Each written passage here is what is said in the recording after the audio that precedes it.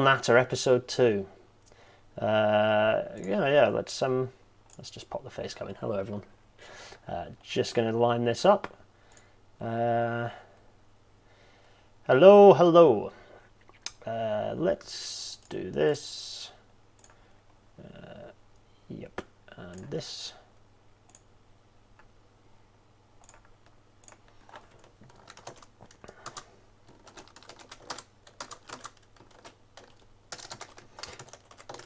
You guys get the bonus features because this all gets cropped out when I save the video. So everyone joining live, you're enjoying the bonus features. It's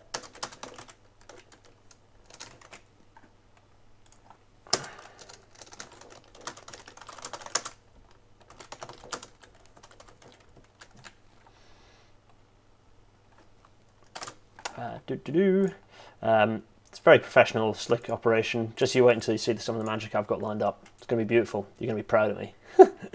Let's do that, and also drag this in here, and tweet that.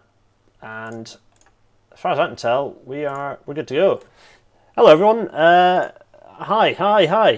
What time is it? It is 7:02. Can you all hear me? You can hear me? Yep. Hello. Everyone's saying hello. In about over the next hour, we're going to talk about. Well, firstly, this is Rail Natter. Welcome to episode 2. This is an ad hoc. This is live, and it's just supposed to be a chat with friends about railways. There's no particular structure to it, but I'm going to hang it on a theme every week, and people are already hating on the Class 158s in the mention in the comments, which is great. Those comments disappear, so I'll do my best to keep on top of it. But when I crop the video afterwards, the comments do disappear. So it's live. Get involved. Hello Lee. Hello everyone. Good to see you all. Welcome to. We've got lots of people. So yeah, we're going to be talking about Class 158s, but actually we can talk about whatever you like. So we're going to talk about 158s, but actually. Lots of other crazy stuff is going to be happening. Hello, I'm miniature and in a corner. But before, we've got a fair few people watching. Let's crack on, shall we? Welcome to this wonderful episode of Rail Natter.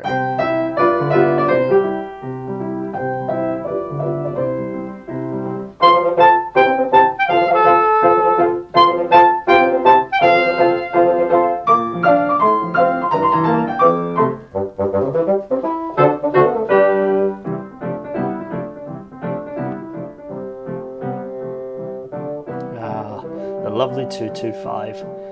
And as the music fades out, I'm very pleased to welcome you to the home office, to the railway wall behind me. Hi. I'll point out thanks must go to Johnny Trunk from Trunk Records for giving me permission to use a bit of Ivor the Engine theme tune, which I'm sure you all noticed in there. We're going to talk about the Class 158. So let's put the slides back with my face. Before we do that, let's first of all make sure I'm actually in here.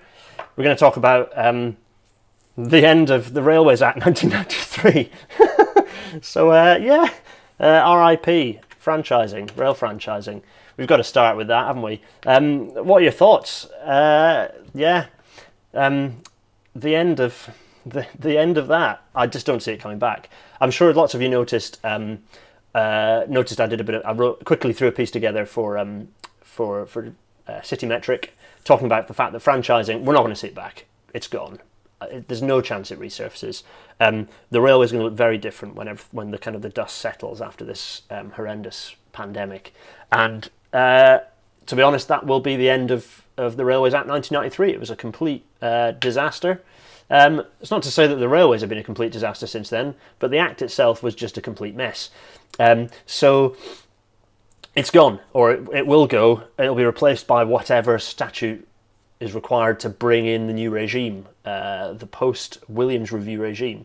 But what are your thoughts? People are just enjoying Ivor the Engine. They're just preoccupied with Ivor the Engine. Yeah, nice. Do you really think the operators will clamour to come back? Graham Wright asks that. Do I think that the operators will clamour to come back? No, I do not think that. I'm going to just there we are, Edinburgh. I think it says Edinburgh. This is my signature mug. There's the point where maybe someday in the future people will send me mugs. Hint, Sam Jessup, please. I want your mug so badly. None of you needed to hear that, but I need the coffee. So, right. No, they're not going to bother. The piece goes into it in reasonable detail, but yeah, I think they're not going to bother to try and take the revenue risk on. The fact is they've been losing money. Most of the franchising company, most of the train operating companies have been losing money. They've been giving money to government and shedding money from their own capital reserves. It's just not going to happen. Will the franchisees want a golden goodbye? No, because their contracts, they'll all default on their contracts. They'll not want to bother fighting over, or they'll fight over stuff, I'm sure. But I think they'll rather just the duck out and sort of a bit of a, right, yeah, let's draw a line under it. We'll not be upset about the fact you're cutting our contract in half if you don't get upset that we're about to default on our payments. And I think they'll kind of do it that way. That's Graham, very excited. That was Owen O'Neill who asked the question about the golden goodbye. David Shepherd is pointing out that Thameslink 2000 got delayed by 20 years thanks to British Rail ending. Yeah, pretty much. Big change with no discernible useful purpose is usually a disaster. To be honest, grouping wasn't great. It did not. So that's in 1923 when you got the creation of GWR, LNER, LMS, and Southern Region. That was not particularly wonderful. Yeah, Gary Keener is pointing out the government don't really have enough people to run operators of last resort for all of them. Certainly not at the moment, which is kind of why they went down the default, give them a run it as you are, we'll pay you a bit contract, rather than going down the full pseudo-nationalism route. But then, the Big Four got running again. Oh, I'll segue, by the way. Sorry about that. The next thing was obviously nationalisation, which was also a disaster because you had massive change, ideological place. Okay, there was an obvious key purpose behind it, was that the railways were wrecked, but there was a plan that the Big Four had to sort of work on that, and instead it was nationalised, for better or worse. I do think British Rail was an incredible organisation, did incredible things, had loads of stupid things as well, and made lots of silly mistakes. But actually, it was probably just about in the right place, just when it got privatised again, or maybe a little before. Right, okay, here come the questions. What do you reckon? Will the TOCs, that's the train operating companies, stay running under management contracts, or do you think they'll put everything under what is currently the OLR? Yeah, Gary's answered that one. Mike Woolridge, sorry. Yes, so good stuff. Lewis has talked about Scotland. The reality is, I think the opportunity will be taken. ScotRail's already defaulted. They're planning to take that. I think that'll become full-blown nationalised. Although the SNP will do it kicking and screaming.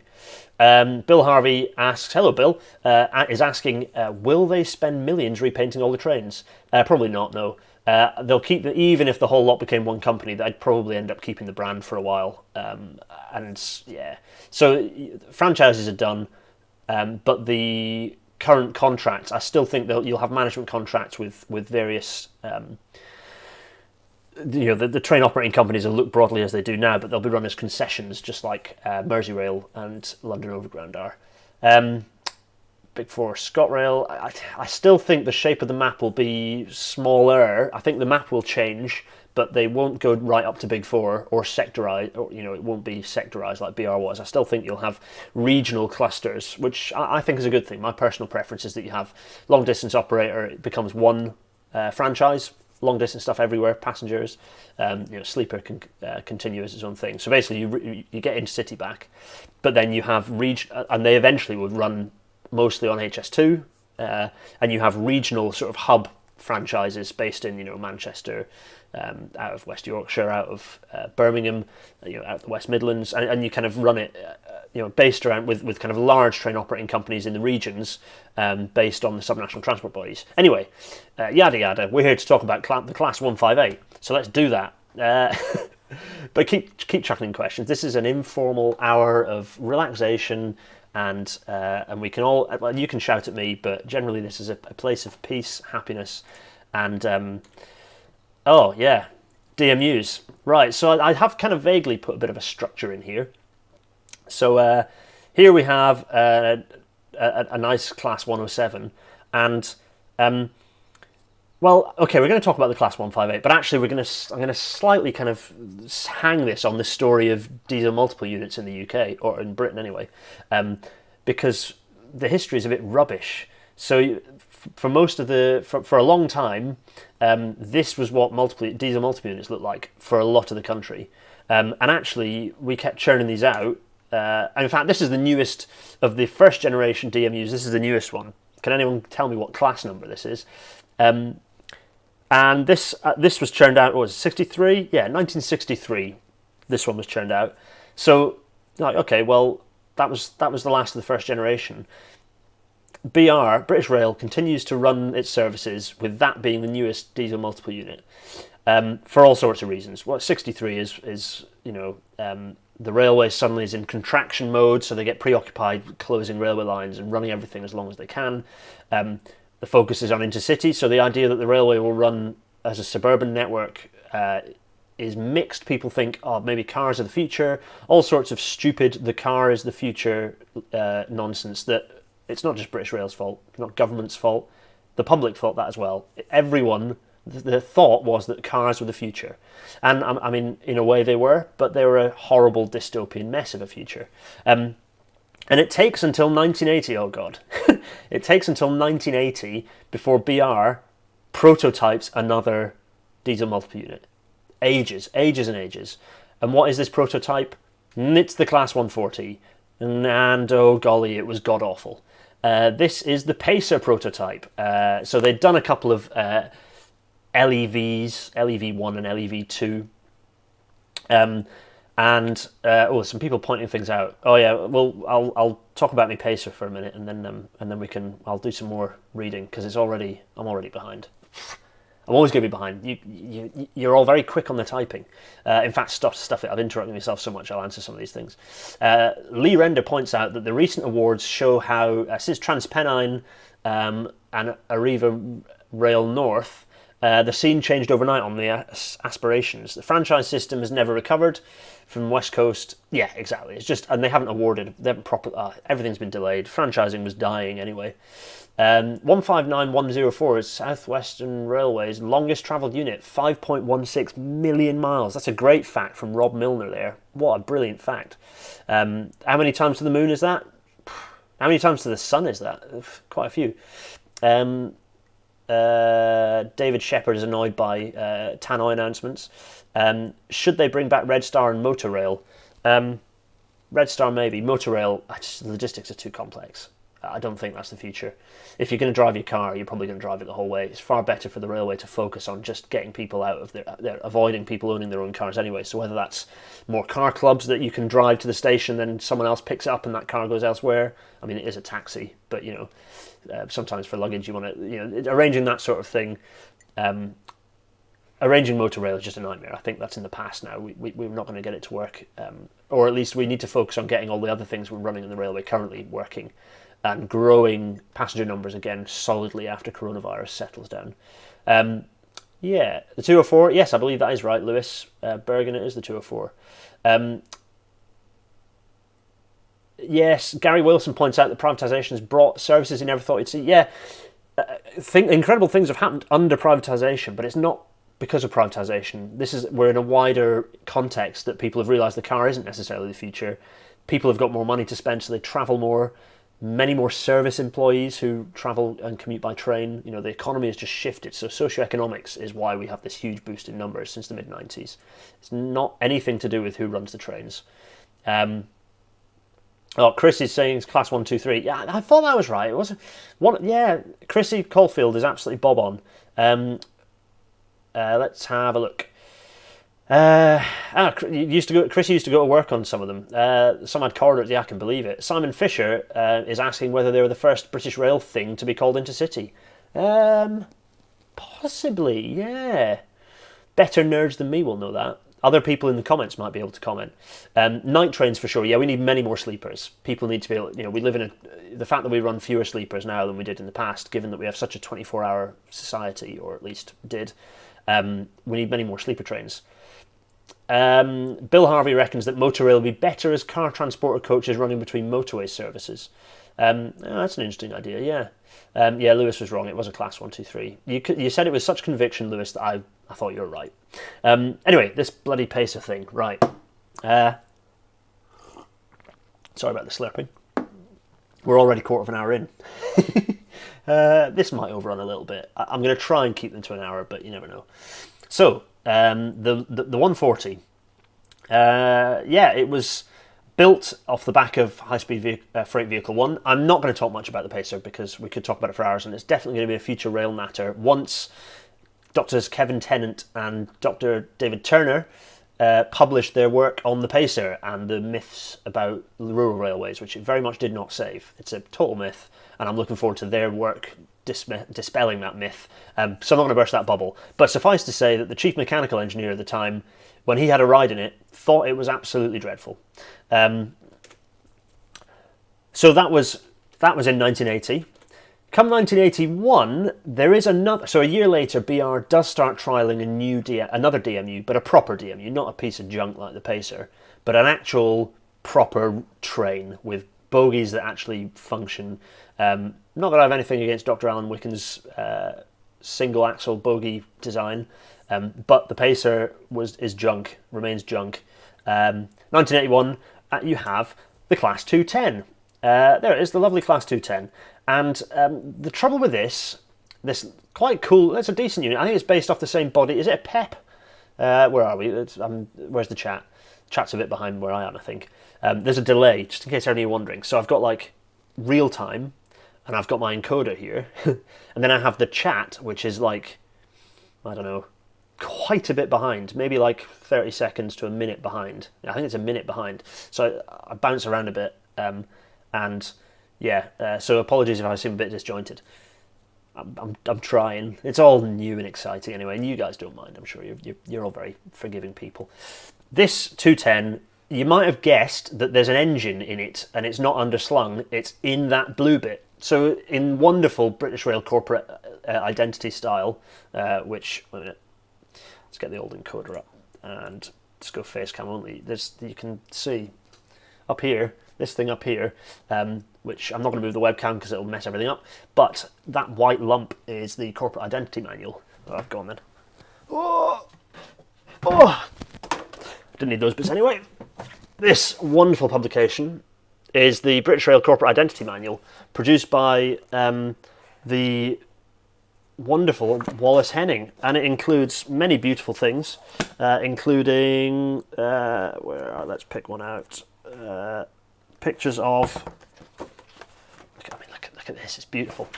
But the original was produced around about the time, in the 60s, so around about the time of them producing the maybe a few years after producing the last of the first gen DMUs. Sorry, I waffled there a bit, didn't I? And you can see it being applied wonderfully for this. Where am I? Let's get back in here. Down here, this lovely train down here, with the window surrounds for the passenger saloon having the grey, and then the blue bit has the engine in it. And that was the problem. These were really well powered, but they were, let's see people chatting, that they were very heavy and a bit noisy, and most importantly, you sacrificed a lot of seats, half a coach worth of seats, to run this thing, which meant that the cost per seat was quite high. Reasonably high. So that was quite a very high power multiple unit, but it wasn't a success, and as a result it was kind of shelved. Let's see what people are saying. Yep, Lewis Bergen is pointing out that's explicit content that I might get me banned off YouTube. Yep, very true. Very similar to the 313. Lee Render points out, yes, of course, I'm speaking absolute nonsense. It's nothing to do with PEP. It is it's based off Mark III coaches, actually. So, yeah, thanks for correcting me on that. You're going to have to do lots of correcting me because I'm not a very good rail nerd. Infrastructure is my bag. Trains, I know more than most normal human beings know about them, but you all know far more than me. Weren't similar. Milan Z asks, weren't similar units to the 210 delivered to Ireland? That was probably very loud for all your ears, sorry. But, well, what do I have to happen here? Absolutely they were, yeah. So British Rail, there were too heavy or not enough people for British Rail. However, Northern Ireland got a set, and they're pretty good actually. They look quite smart. Given the age of the track in this picture, I think that's probably quite a recent photo, so they might well still be running. In fact, what else have we got? So not just sleepers, ordinary night trains as well. Early Eurostar staying overnight in London. That's what Random Railway says. Yeah, agreed. Lewis, I think it looked great. They looked quite smart. The livery was good. Like the British Rail original liveries were pretty bomb-proof. They also did a Mark 1-2 coach version of the Class 140. Oh, they did. Let's not worry about that thing still exists somewhere down in this. Is it the East Kent that has it? The British Leyland Mark rubbish coach. Oh crikey! Keep it away from the railway. And that's not just me being a bus body snob. They were just badly made. The railway rattles things to pieces, and this is the problem with the Pacer. This is what the chief mechanical engineer, the chief mechanical electrical engineer of British Rail, got onto the 140 on its trial runs around Glasgow and wrote a report, or it wasn't even a report, I think he just wrote a letter saying this thing will shake itself to bits very quickly. And there you go, they did. Let's see, 1980s Thumper, couldn't they just add another coach to improve the seat ratio? Well, you'd have thought so, Dave. That's David Shepherd pointing that out. Yeah, you'd have thought so, wouldn't you? But they didn't. Rob Milner, two 210 vehicles still exist as part of 455 units. Yeah, the Class 455 down south. I think one of them was because there was a, isn't it when there was that crash over a bridge parapet and it landed on the roof of one of them, so they had to replace that coach. I might be wrong on that. Full extra carriage would reduce performance. You're right, Peter Tipple. Yeah, I love this. This is the chat that we want. Just some nice railway chat with pictures in the background and possibly my face in the corner, which I can only apologise for. Right, okay, let's go to the next slide. So the 210 was shelved, and it took until 1984. So that's what's that? 21 years after the last previous DMU was rolled out, until the next trial of DMU started, and again it was based off the Mark III, and here it is. It's the lovely Class 150. I think they're quite smart. They look quite primitive, but they're good. They're good units. They were designed for, you can tell by the number of doors on there, they were designed for kind of suburban and commuter services, which is doolally because, let's face it, those sorts of services are ideally suited for being electric, but you know, this is Britain and we don't do spending money on infrastructure. Yes. Yep. I'm glad to see you're all answering each other's questions in there as well, because I'm not keeping up. Yeah, so this is the 150, and oh, yeah. So this is 1984, and it took about 4 years, and they got the first of the Pacers into operational service. So bearing in mind that we're just trialling the Class 150, and this absolute abomination is running on our railways in passenger service. Look at the state of it. One door per coach. They were narrow. They were horrible, just awful. We got rid of them and sent them to Iran eventually, and Iran thankfully got rid of them fairly quickly as well. Just dismal, isn't it? Absolutely horrible. And it was just yeah, right. Let's park this because we'll talk about Pacers another day. But let's talk about something that's visually beautiful instead.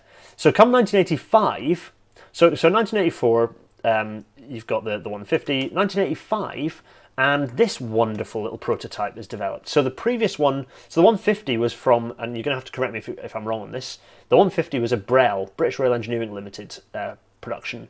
Metro Camel, so that's in Birmingham, so Brell in Derby and York and Swindon and Metro Camel in Birmingham, again, correct me if I'm wrong on that, I think it is Birmingham, came up with the Class 151, this absolutely stunning space-age, brilliant-looking, and also uniquely liveried, interestingly enough, diesel multiple unit. And it looks great, but it's a bit radical, and it has some issues with some of its electromechanicals. I think the braking system, or actually no, the braking system might be fine. Anyways, the gearbox are always an issue.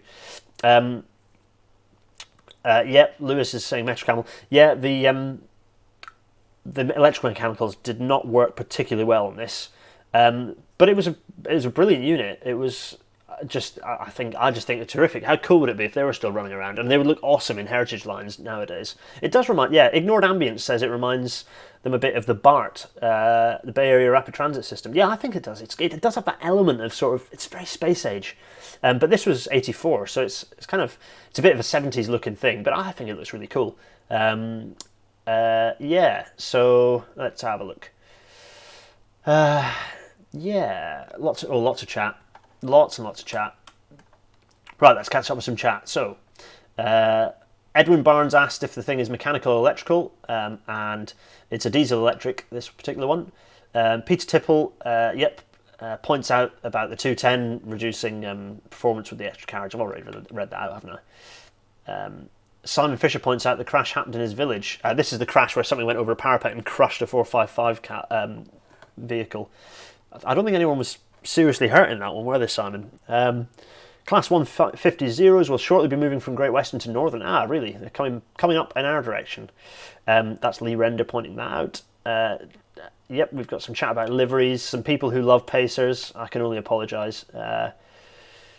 Let's have a look. Pacers, Metro Camel, Class 150 Brel, Class 151 Metcam. Thank you. Thanks for keeping me right. The Pacer colour scheme is awful. Yep, it's dreadful. People are enjoying Gary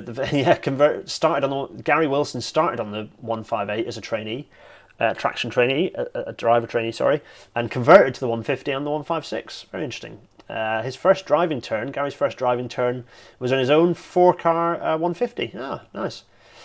Chrissy Caulfield thinks that the 151 looks modern even now. Yeah, I agree. I think it looks quite cool. I'd love it if one of these turned up. I mean, so long as the inside was a bit, if it had USB ports and, AC, it'd be great. Note that none of these trains, these are all regional trains, none of them have got AC. So by the time we're in, what is this, 84, 85 now for the 151, we've had the Mark IIIs with air conditioning and Mark IIFs and some of the Mark IIs with air conditioning for a long time on intercity and regional routes. On intercity routes, but for regional, for the most part, for multiple units, people are stuck with just opening a window and hoping that it's either hot or cold as they want it to be outside. Lots of people giving a lot of love to the 151. It's great, isn't it? Absolutely great. Simon Fisher thinks it's like a suburban APT. It just looks fab, doesn't it? Really great. And then, right, sorry, this is a bit of a depressing switch. There's a reminder of what Brel came up with. This is actually a 150. In fact, it's one of the 150. It's the second 150 prototype. If I'm going to fully nerd out. Did it have Jacobs bogies? No, it didn't. Someone has just asked about. Peter Morgan has just asked about Jacobs bogies. We'll come back to that. It's an interesting question. So the 150 prototypes, there were two, and correct me if I'm wrong on this. There was the one that was pretty much as the squadron fleet was, and then there was one that tried out a few of the different electromechanicals. And in fact, it was the engine, wasn't it? One of them was the engine that they ended up having, which I presume was something fairly uninspiring, and was it a Leyland something or other, and the second one tried a Rolls-Royce engine, which was a disaster, so they didn't go with it. But they did repurpose it into the Class 154, which was just a prototype. Now, what this thing did was trial out a load of new electromechanicals. It trialled some other interior kit and stuff, and this started leading us down the path of a future Sprinter. Right, so while this weird thing is up, let's answer. I haven't got a photo credit on this actually. I think this is actually a Dave Coxon picture, but it pinged up as kind of a licenseless, Creative Commons thing. But actually, I think someone might be cheeky because I think that's Dave Coxon's, which is from Train Testing traintesting.com. Let's have a look.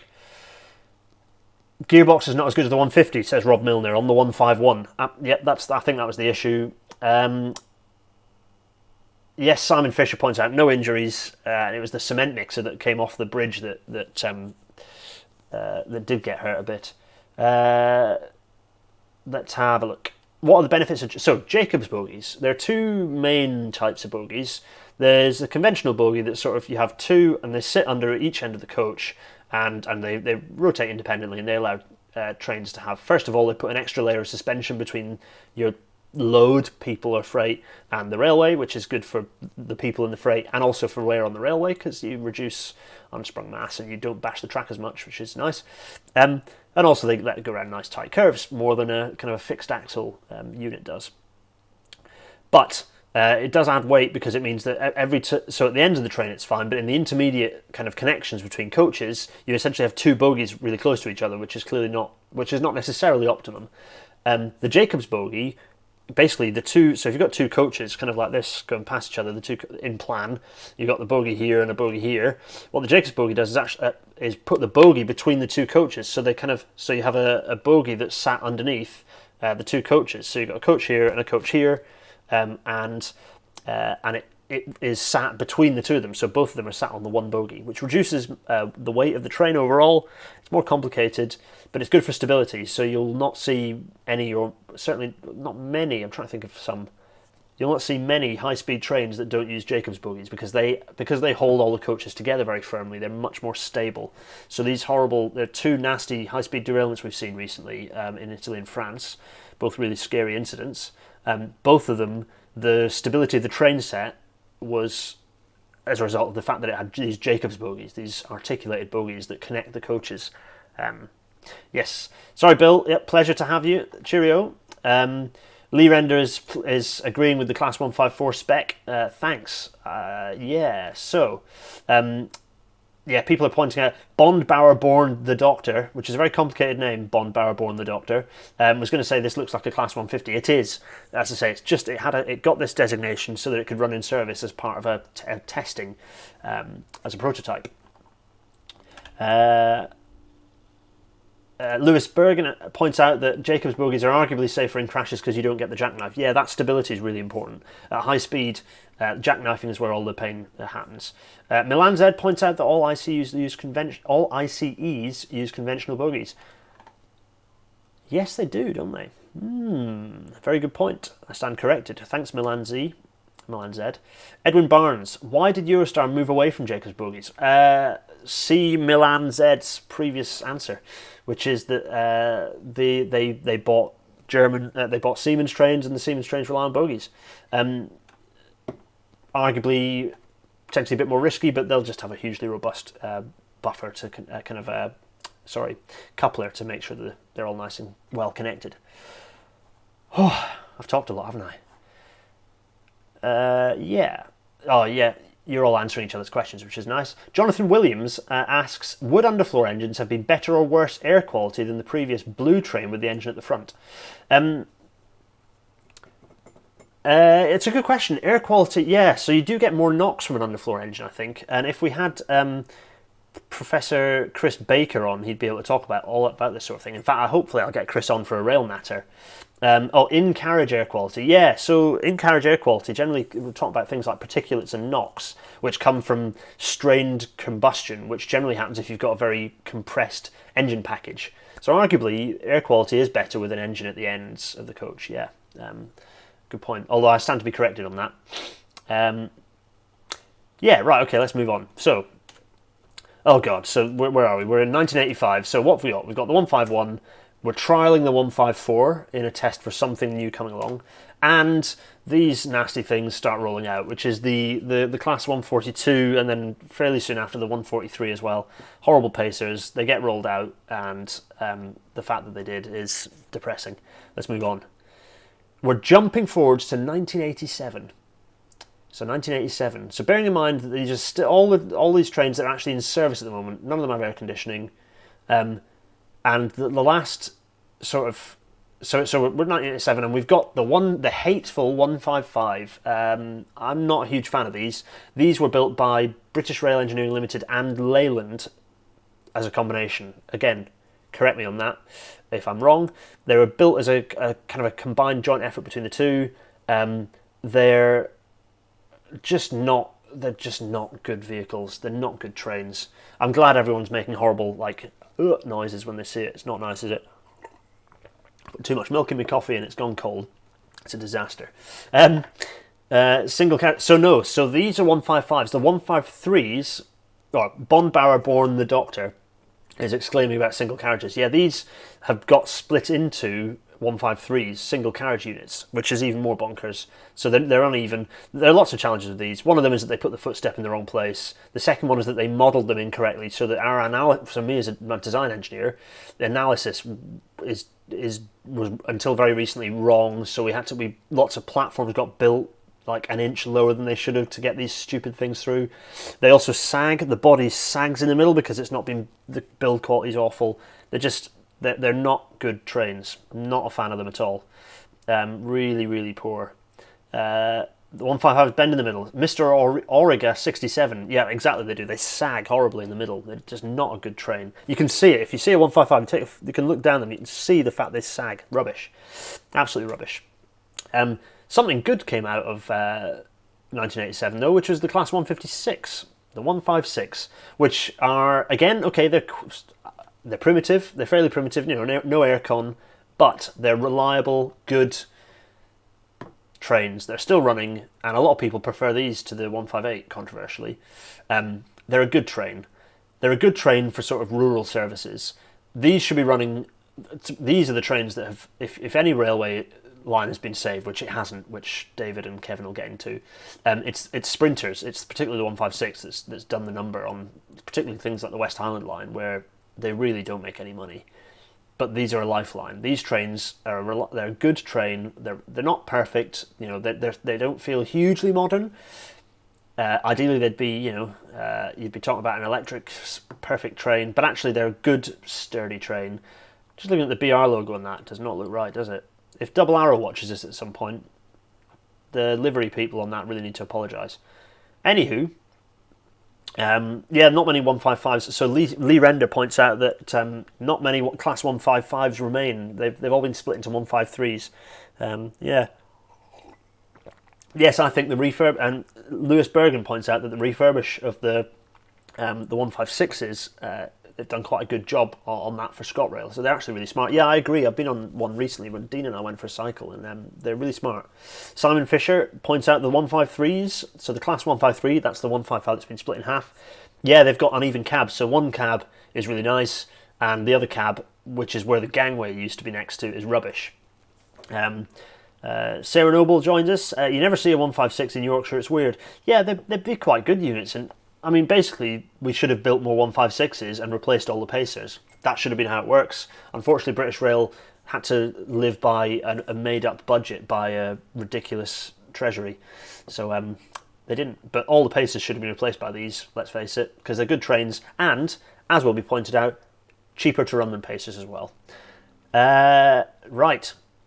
Next slide. Oh, what's happening in 1989? These weird things, very strange things start appearing. Does anyone recognise where this is? Because this is Litchurch Lane in Barbados. And these funny little things start appearing. Look at these. Aren't they weird? Lovely little funny noses. See, now, yeah. I think they're brilliant. And I think they're kind of quite shifty looking. They're kind of modern, but also like hark back to something. There's something, I don't know, there's something about them. And the thing about them is probably just nostalgia and rose-tinted spectacles, because I grew up with these. These were the trains that ran through my local station when I grew up in Brewery. And the noise that they make, I was going to line up a sound clip, but I'm not going to, because copyright law. But if you Google, I mean, most of you I'm sure know the sound they make. For me, that's the noise a train makes, vividly. Anyway, they started appearing. Here's some nice pictures of them being put together. Oh, actually, let's go back to the last picture. You can see some different liveries. So these ones all look like they're in the. Are these all West Yorkshire PT livery, or are they just like generally like passenger transport executive liveries? Yeah, it is a West Yorkshire one. Yeah, people are laughing at Barbados. Yep, that's what everyone calls it. Anyway, these nice pictures. You can see the regional railway livery there. These weirdly got, for no particular reason, these got like a custom livery. I think, yeah, it's quite cool seeing them being put together. Having walked through these, I had the absolute privilege, and at some point I hope to take you through with a bit of a video as well. So I'm getting distracted because I can hear noises outside. Shifty. What was I saying? Oh, never mind. Oh, no, I've walked around in here, and it's really weird seeing 158s in here, because I just saw loads and loads of EMUs, loads of Aventras everywhere. Right. And there it is. Thanks, Gordon Sterling, for letting me nick your picture. That's the original livery. Unknown, for some reason they stuck Express on them and didn't put the BR logo anywhere prominent. But yeah, that is it. Cas Vegas for Castleford, says Sarah Noble. Yeah, that's true. No, I'm not a fan of the. Oh, anyway, right. People are talking about Class 170s, which is we'll get there. And there they are. Chrissy Caulfield reckons that these have the best. I presume she's talking about the Class 158s. That they have the best seats on the network. Simon Fisher has a soft spot for the 159s that were derived. I'm not going to talk much about them. They were derived from these units essentially. They're quite smart. Oh yeah, Lee Render's talking about liveries getting nicked. Liveries is how they paint, how the train looks, and yeah, different people they got nicked by Central Trains and used for the Class 156s. Interesting, good little factoid there. It's a bit of a shame that all this chat will hide. Anyway, maybe I'll leave it and you can just deal with a bit of slow start. I'll work it out. Anyway, I quite like the spontaneity of the chat and the fact that it disappears into the ether. These look a bit weird, and they didn't look like this most of the time I saw. Some of the thing is, I look at this, and this is quite a vivid memory. I feel like they did, but actually they replaced the livery fairly quickly with the more conventional regional railways one So this is actually before sectorisation. When was this? This was 89. So now you need to all correct me if I'm wrong on this one, but regional railways was provincial when the express was done, and then it became regional railways, and then they added the regional railways with a little sort of superscript British Rail thing, which I quite like as well. Right, let's have a look at the questions. Chrissy Caulfield is asking, what is with the fairing at the bottom of the 158-9s? So just the type of Class 158. And Simon Fisher answers very usefully that they're nominally for aerodynamics because they were designed for 90 miles an hour rather than 75. Yeah, that's a very good point. So that's a good point to raise. These are the first regional railway units designed for 90 miles an hour. If I'm correct. Everyone correct me when I'm wrong, if we're ignoring loco haul. But in terms of multiple units, these did 90, which is nowadays not that much of a big deal on even our secondary routes. Lots of things do 90, rural lines all over the place do 90. It wasn't the case before. So I grew up with these, and I think this is the livery I grew up with. I remember the stripes. I remember how they looked. Inside they were great. I think they had the kind of the knotwork on the glass, which in lots of them is still there. They had the trim on the luggage racks above your head. For me, this is what train travel was. You used to travel up to the far north on these. I remember going over all sorts of different places, and in fact, I took these to get to Cala de Calche with the family. And loads of people moaned about them, and they had loads of issues, and they were hugely delayed on the delivery. And it wasn't so much the construction of the train, but it was the speed and delays to delivery that is what got these called garden shed engineering, or associated with the phrase garden shed engineering. It wasn't actually anything to do with the quality of the train, as far as I can tell. It was just that they were delayed in being delivered. Lee Render points out or confirms that Provincial is who started the 158 build. Peter Tipple asks if it's the 156 or the 158 that have been refurbished for Northern recently. They're pretty nice now. Actually, Peter, I think it's both. I've seen both looking quite smart. Oh wait, am I speaking nonsense? There are 158s that have been refurbed and they're very smart. The 156 thing might be nonsense, as Sarah pointed out, because it's weird not to see 156s down in Yorkshire. Yes, 158s. I got there in the end. Let's have a look. There are two different air dams on the 158, Rob Milner points out. Metal ones that are almost snowplow-like, or GRP ones, so that's the plastic ones at the front. Air dams. Oh, as in the thing at the front. Yeah, got you. The ones in Scotland have snowplows as well, because, snow is a thing. Awesome Ad 64 says there's something special about a 158. I agree. I don't know what it is. I'm quite young, so for me this is like kind of a hanger-on of British Rail days. But it was the excitement of train travel. These are the trains I'd see going through Inverurie every day. The sound, seeing going through, the excitement of seeing one. I used to cycle. I used to hop on these when I was very young, and fairly young, and take my bike on them, and used to hop off in Keith or Huntly, and then cycle back to Inverurie. And in several parts of it, particularly around Inch, maybe if I was cycling kind of along the railway line, I'd see one coming. And just the joy of hearing the noise and seeing them go through. So for me, I'm quite happy to admit that it's probably rose-tinted spectacles because this is what I grew up with. But it's just like all the boomers love steam trains because they're what they grew up with. For me, this is just, it's what I grew up with, and I love it. I just love it. It embodies rail travel, and they're quite, they're quite grand compared to the 156s. They look and feel more modern. They feel more like a modern train, although they do have a bit of a late 80s, 90s sniff about them. But that's probably helps me love them even more. Anyway, right, next. Right, the bad guys coming in now. Come 1990, so bearing in mind this is only a year after the 158 build, in 1990 the 165 was put together. Someone can tell me which of the British Rail Engineering Limited centres built this one actually. Was it Derby as well, or was this one... I know some of these ended up getting made in York, but I think that was later. In any case... yeah, the turbos came along, boo, and in a weird sort of twist of fate, I think there's a connection again to the 210 bits got used in some of the so the 210 parts of the class 210. You have to correct me on this. It's a tenuous link. Parts of the class 210 that we saw earlier, the prototype, were rehashed and reused to trial the networkers, the electric versions of these body shells, what became these body shells related to the 165 turbos. So there is a connection there. Peter H is happy about networkers. Way. Yeah, they're great trains, but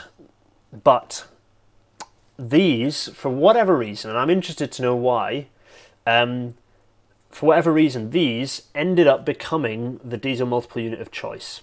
So rather than pursuing a 158 design, which was, I don't know where this 158 design came from. I don't know what its origins are, other than the 154. It was a totally new build. I don't know how much it doesn't. It's nothing to do with the Mark IV coach. I don't think it's nothing to do with the Mark III coach. I think it's an entirely new extruded body shell, unrelated to the 156 as well. So Peter H points out that the diesel ones aren't very good. Yeah, they weren't. They're rubbish compared to the 158, and yet British Rail went with these things. They look a bit weird. I don't think they're as fetching as the 158, and I didn't grow up with them, so I don't have the attachment to them. There's a bit of a novelty factor. There's a bit of a London factor for me because they've got the toothpaste livery,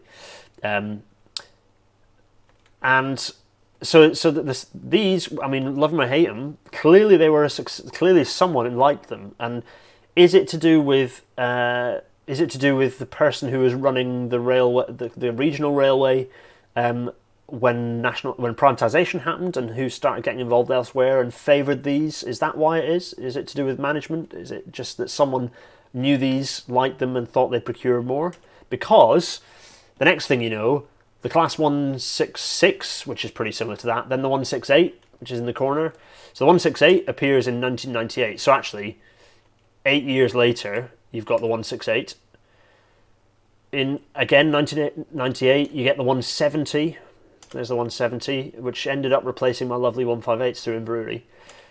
The 171, very similar, comes out in 2003. And then the last new diesel multiple unit that was built in Britain, the class 172, looking very much like an Electrostar, in 2010.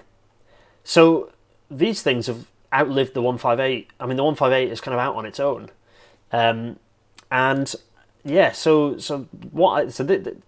Having seen them, when I remember when they were repainted into this sort of, I used to think it was kind of an interesting livery, but actually it's just awful, isn't it? The ScotRail livery is dreadful. It's just a mess. Anyway, that's the National Express ScotRail livery. My lovely 158s, here it is, thanks to you and Tate for this photo. A bit pixely. This was replaced by a 170, which I have to say, yeah, they're more modern. I do remember a bit of a modernness excitement about it. Let's see. Oh, I will go on to Twitter and check questions. There is a bit of I did get a bit of a modernness excitement about them, and there was a bit more bike space. But I have to say, they didn't capture my imagination in the same way. Perhaps I was just getting older, but they just didn't quite. They weren't quite. Yeah. Anyway, right. Let's have a catch up with questions because I'm miles behind, miles and miles behind. Let's have a look. Chrissy Caulfield, she got 158s on the Harrogate line at weekends sometimes. It always felt like a treat. Yeah. Mike Wooldridge agrees.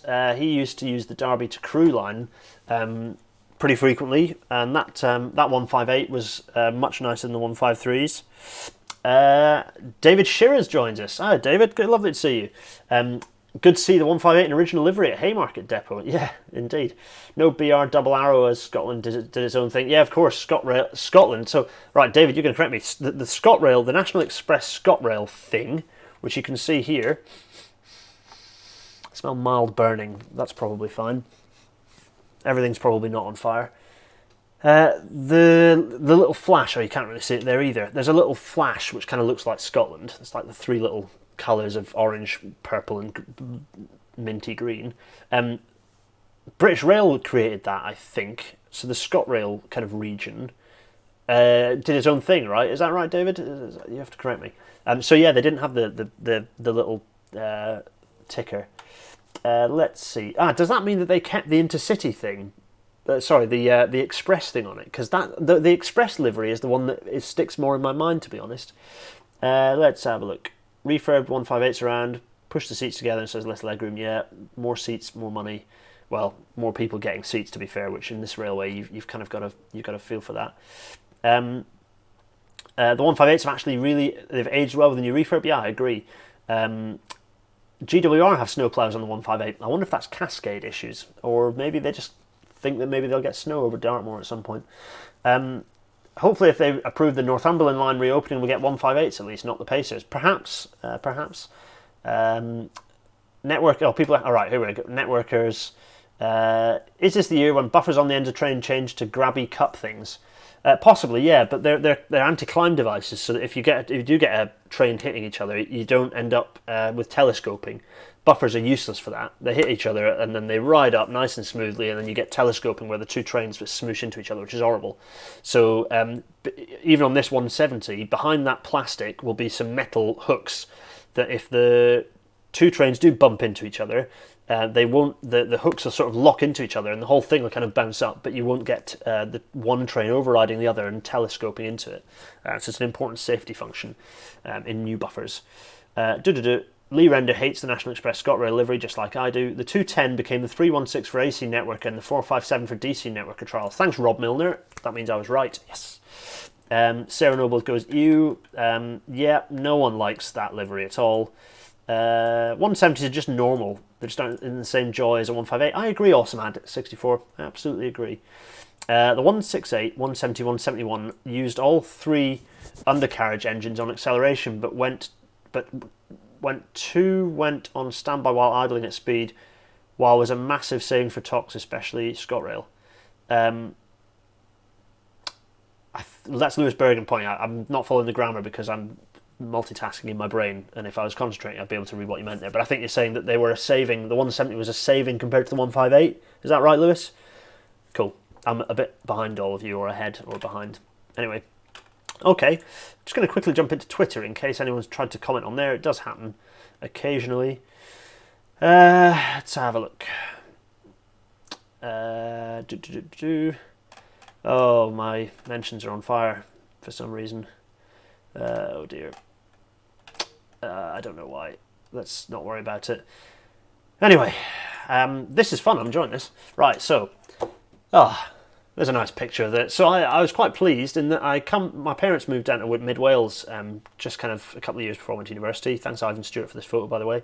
And they have 158s again. So I end up travelling on 158s pretty frequently as a student. When I was, up in Edinburgh, travelling down, I'd change at Shrewsbury and hop on the 158 and arrive in either Borth or Aberystwyth. And back to I better not do that. Back to travelling them quite a lot again, or was, and they've had a refurbish again recently. They're just good units. I think I've not seen any in person with the new TFW livery. I think it's probably quite plain, but I hope they do something a bit more jazzy with it. They could get dragons on it. It's red and white. They could get some dragons on the go. Go crazy with it. But it's all a bit tame at the moment for my liking. But I think it's a bit of an interim livery anyway. But there it is, sat on the lovely, spectacular, and very much knackered Barmouth Bridge. with the back of Kader Idris in the background there. It's lovely, isn't it? Very nice indeed. Um, oh, 54 minutes in, right? Well, that was that. Let's leave that picture up, or shall I go full face? Tell me what you think. Oh, shall we? Let's leave that up. It's nice. Well, that was that. 54 minutes. Well, that was me chatting about 158s. Thanks for coming on that journey with me. That was quite fun. Yeah, a bit more relaxed. Those 2 feeds earlier today were really good. It was really good, and Human Rail Library has been absolutely brilliant. Just go through the hashtag and see it. It's just a really nice sort of, this is the railway, this is what we do. Everyone trying their hardest to do some live stuff so they can chat to people. Just inspirational. I'm really proud of everyone who was involved in that, and that was great. Hopefully, kind of my videos are on YouTube there. Hopefully they're useful. If you've got anyone asking railway questions, particularly young people, push them in that direction. But yeah, that was really good. So let's have a look. Chrissy Caulfield thinks that 170s are nice and comfy. Yeah, they are comfy. Yeah, they're good trains. Like, they're fine. I think the fact they're just fine is sort of, the 158s probably occupy a bit of a similar space for me in the way that Pacers do for people who had them. And it's like, they're crap, but you sort of have this association with them. Let's have a look. 170s were unpopular at Salisbury, and they were replaced with more 158s. Thanks, Rob Milner. That's interesting. Yeah, I heard that the Southwest much preferred the 158s, didn't they? Just generally. When 170s accelerate, the train uses all 3 engines, then they cut down to 1 engine while idling at speed. This saves us a lot on fuel and money for TOCs. I presume that's versus the 158s, Lewis Bergen, who's just kind of tidying up his grammar a bit there.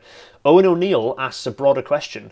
He says, on a much broader class question, well, we can talk about class politics if you like. I'm a socialist, so let's do it. Oh no, he means train classes. Are we now getting too many different classes? Different systems to maintain, driver training, route authorization, interoperability. Owen, yes, we are. I think we are. Personally, I think there is a bit of it. It's good to have a vibrant train market, but then it perhaps needs to be a bit more rigour about... Well, to be fair, this is what the interoperability standards are for, that we hopefully remain a part of, is that they are pushing trains towards... So you can have variability, but they are all intercompatible. The fact that we have multiple different buffer coupling types is doolally to me. I think they should all be standardised, and I'm sure lots of people go, but no, not but. Trains should all be able to connect to each other, so that they can move around and pull each other out of a mess and so on and so forth. AwesomeAd64 says, one of the best things about the Cambrian coastline, and indeed the whole Cambrian line, is the fact that they use 158s. Yeah, I agree, they're nice, aren't they? Seems you're a big 158 fan, AwesomeAd64, so bonus points to you. Simon S, thanks YouTube for not notifying me, missed all the stream. Don't worry Simon S, it'll be going up on YouTube afterwards, so you won't have had the comments back and forth, but this thing will be saving on the YouTubes fairly soon. David Shepherd has enjoyed the improvements in the trains, like dot matrix destination boards. Actually, they're a bit primitive. We should have proper LCD screen things now. Dot matrix feels a bit 1977 for my liking. Doors that don't hit you in the face. Talking trains that you walk through. Yeah, new trains are good. Progress is generally pretty much a good thing. I've said lots of things there. I'm going to close out because I should, and I've been going for, it's nearly 8 o'clock, and I've been going for 57 minutes. You've all been brilliant. I've had a lot of fun. I hope you've enjoyed that. It's a bit ad hoc, but this is kind of the point. Weekly, nice railway chat. I always forget to do this, but I'm going to do it now. If you enjoyed this, feel free to donate to me on, give me a little coffee, chuck me a coffee on Ko-fi. Kofi and Anne will be happy. I will be too. They allow me to do this stuff. They allow me to buy some of this sort of thing and the general IT kit for me to buy that without bankrupting myself. Given that we've got curtains to buy and various other things. And that might be that actually. Oh no, that was just a black screen to finish on. Let's bring back my face, which I can do here, face cam only. That's been brilliant. Thanks so much everyone for all your questions, for getting involved. There'll be a vote on Twitter after this for what the next subject should be, but I only make the vote based on some of the suggestions, so go on Twitter and comment somewhere, #RailNatter, just suggest what you want the next one to be on. I'll maybe think of a few ideas as well, and then we'll do a bit of a vote and we can see what you like and we'll do the next one based on that. Have a lovely evening. Cheerio, cheerio.